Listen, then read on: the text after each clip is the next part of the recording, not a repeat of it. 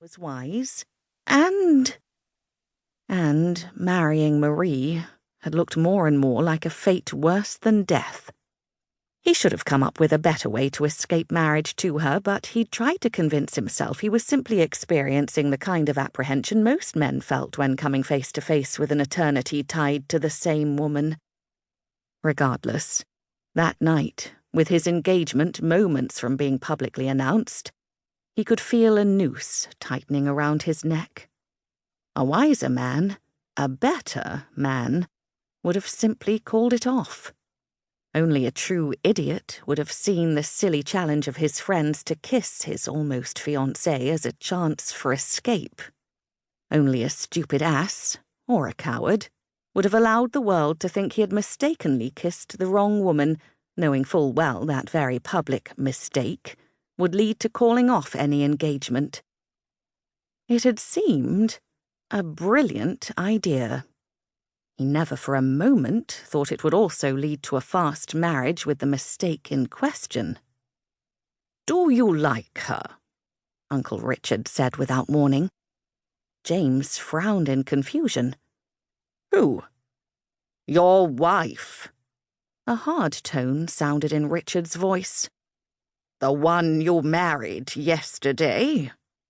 "Ah, Violet." He nodded. "Well, yes, certainly. She's quite pleasant. Quiet. Rather shy, I would say, but witty under that terribly reserved exterior as well. And not unattractive." Indeed. As he had been courting Marie, he'd grown to know Violet. The idea of kissing her had not been an entirely new one, but then that particular idea occurred to him with most of the women he knew. "What do you intend to do now?" "Now? Honestly, Uncle Richard." James shook his head. "I have no idea. I don't think I'm ready for marriage." Violet's breath caught. She'd been about to enter the library to greet her new husband and his uncle. Obviously, James had no idea she'd be up and about, but then it was already late morning. She suspected James rarely rose before noon. "And yet you are married," Lord Ellsworth said. What was one supposed to do when hearing one's husband of less than a day proclaim he was not ready for marriage? Violet Hagen, now Branham, was not given to eavesdropping under ordinary circumstances. These were scarcely ordinary. "Well, yes, but—" Uncle Richard's voice hardened. "But—" "None of this is Violet's fault. She shouldn't have to pay for it." James paused. "I've legitimately made her my wife, given her my name. I was thinking Violet and I would have one of those modern marriages. You know, the sort where we go our separate ways for the most part." Violet bit back a gasp. Her heart twisted in her chest. No.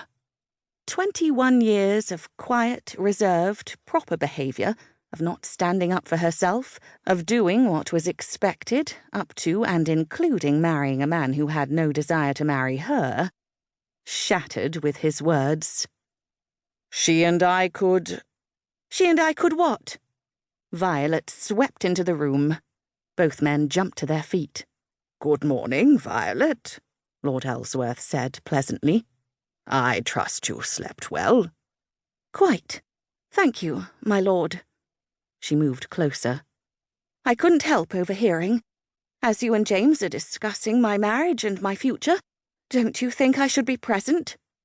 "Of course." James offered her a chair. "I'd prefer to stand." She braced herself. "Correct me if I'm wrong, but you're suggesting that you and I continue our lives as if we were not married. You go your way and I go mine." "Well, yes. Something like that." "I see." Good Lord. The man really didn't want her.